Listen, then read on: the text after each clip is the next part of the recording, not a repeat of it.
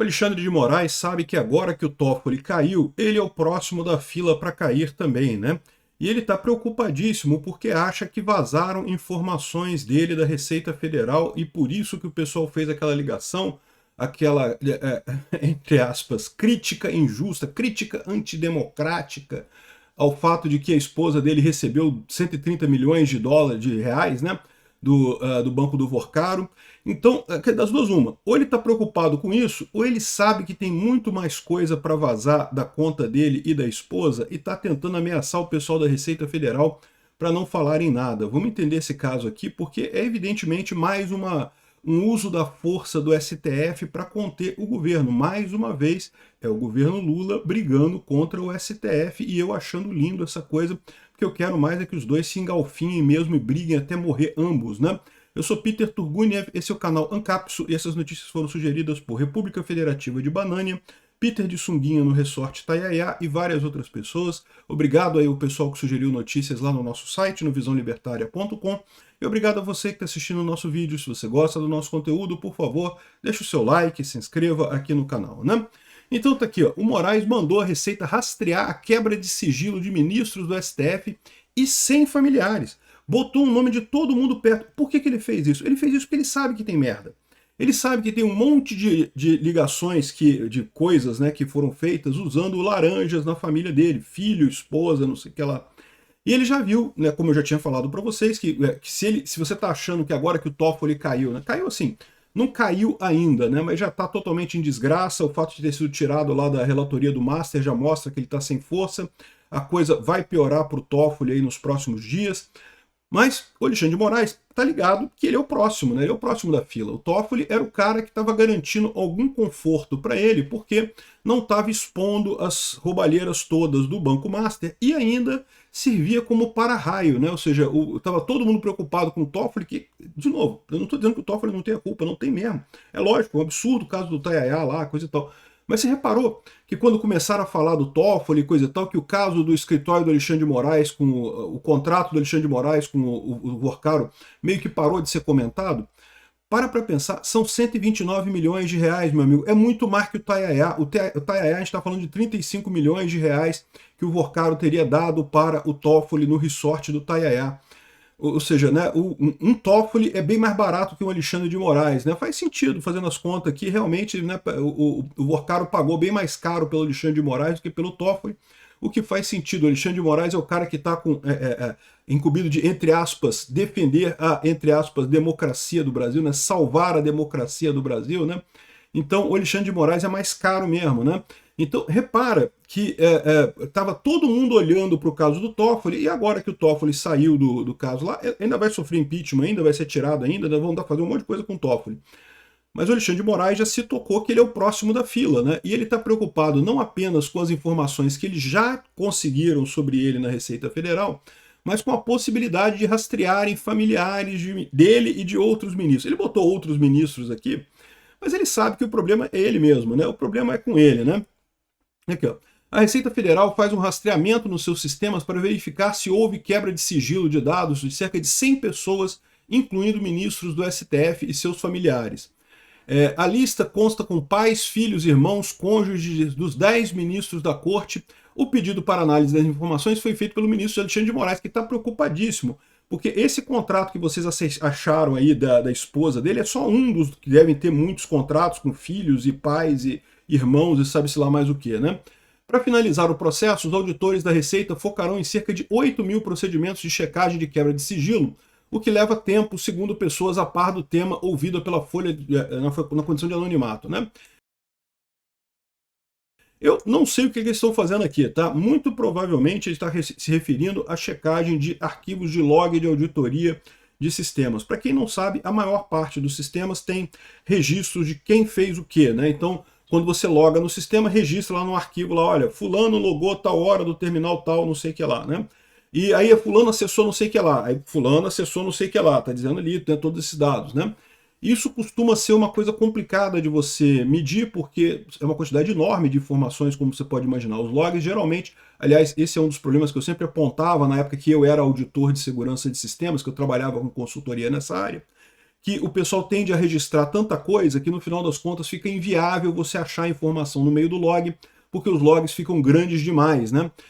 De qualquer forma, eles estão fazendo exatamente esse trabalho árduo de rever aí os logs de auditoria dos sistemas para identificar quem analisou o que, quem avaliou o que nos sistemas lá da Receita Federal e, eventualmente, identificar o nome dos funcionários da Receita que fizeram esse tipo de coisa, né?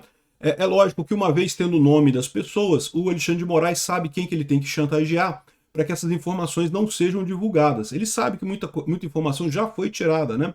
O pessoal já pegou essas informações, né? Mas só que ele tem o medo de que isso agora vai ser usado contra ele. Depois que o Toffoli acabar de cair, o próximo da fila é o Alexandre de Moraes.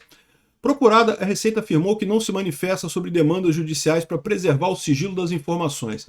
Esse processo está sob sigilo de justiça, só cabe ao STF qualquer autorização de divulgação. A Receita recebe diversas demandas judiciais de informação, não se manifesta sobre elas por conta do sigilo tributário e muitas vezes também judicial, como é o caso. Aí fica a grande curiosidade dessa história. Quem vazou essa informação para a Folha de São Paulo? Né? Então aqui, a Folha de São Paulo está dizendo que o Alexandre de Moraes mandou a Receita rastrear a quebra de sigilo de ministros do STF e 100 familiares. A gente já sabia, há algum tempo atrás já tinha rolado essa informação de que o Alexandre de Moraes estava preocupado com vazamentos da Receita. É lógico que está, ele sabe que ele está todo enrolado, se vazar as informações da Receita, ele cai, né? Então, aqui ó, o Moraes usou o inquérito das fake news, meu amigo. É o inquérito do fim do mundo. Cabe tudo ali, cara. É o inquérito mais amplo da história do judiciário brasileiro. Qualquer coisa cabe no inquérito das fake news. O que a Receita Federal está divulgando informações de que o ministro roubou dinheiro? Não pode. Fake news, ataque à democracia. Atos antidemocráticos. É isso daí. Fake news, meu amigo. Ué. O que você está achando, né? Ele usou o inquérito das fake news para pedir à Receita Federal checagem de pais, filhos, irmãos e cônjuges dos ministros, porque é lógico, ninguém é otário de fazer no próprio nome, né? Sempre usando os filhos como laranja, a esposa como laranja, esse tipo de coisa, né? E aí, essa é a dúvida. A Receita diz que não comenta esse caso. O STF, evidentemente, não deve ter sido quem vazou. Então, quem que vazou essa informação para a Folha, né? Aqui, ó. Auditores da Receita farão cerca de 8 mil procedimentos de checagem de quebra de sigilo que leva tempo, segundo o par de pessoas a par do tema ouvidos pela Folha, né? Então, ou seja, algumas pessoas a par do tema ouvidos pela Folha, que foi quem vazou essa informação para a Folha, na condição de anonimato, isso vai levar tempo e coisa e tal para checar essas informações todas e não sei o que lá. Quem serão essas pessoas? Eu chutaria que é o chefe da Receita Federal, que é amigo do Lula, que está fazendo essa coisa toda a mando do Lula.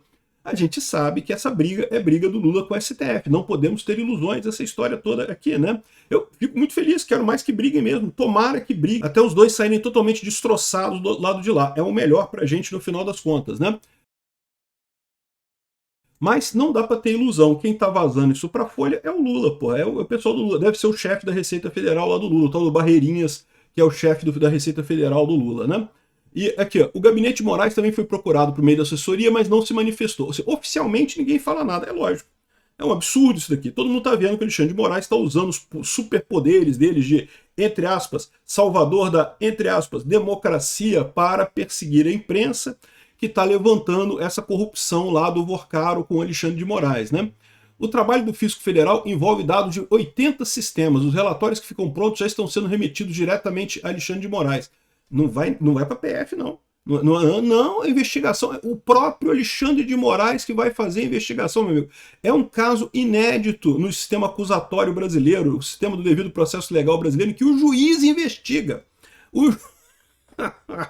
É que eu acho que o pessoal que não fez direito não entende o quão absurdo é isso, né? Ou seja, todo o desenvolvimento do devido processo legal, da justiça moderna, tudo quer se afastar do que chamam de processo inquisitorial, que era o que acontecia em determinada época da Idade Média e coisa e tal, em que o juiz é quem fazia a investigação, quem acusava, quem fazia tudo, e aí é lógico que a outra parte não conseguia fazer nada, não tinha o que fazer, ela era acusada, né? E pronto, e morria na fogueira, e não tinha o que fazer, né?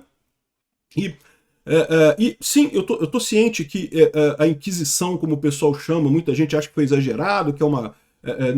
nem sempre foi tão cruel assim, mas acredite, foi bastante cruel sim, tá? A Inquisição foi muito ruim sim. O pessoal que é católico, eu entendo que vocês fiquem chateados com isso, mas a Inquisição foi mesmo muito ruim, pode ter certeza, é uma mácula na história da Igreja Católica, que de outra forma é uma instituição muito positiva, é uma instituição que evoluiu muito o conhecimento humano, tanto social quanto humanitário, mas nesse ponto errou. Nesse ponto errou, e errou muito, e errou feio, e um monte de gente morreu porque não teve direito ao devido processo legal, né? Não foi só a Inquisição, não, tá? A Bloody Mary na Inglaterra também, né? Maria a Sangrenta na Inglaterra também, matou um monte de gente na fogueira da mesma forma, né? O juiz era o cara que investigava e acusava e julgava, e aí é lógico que ele julgava que a pessoa era culpada, né? Enfim, olha que coisa.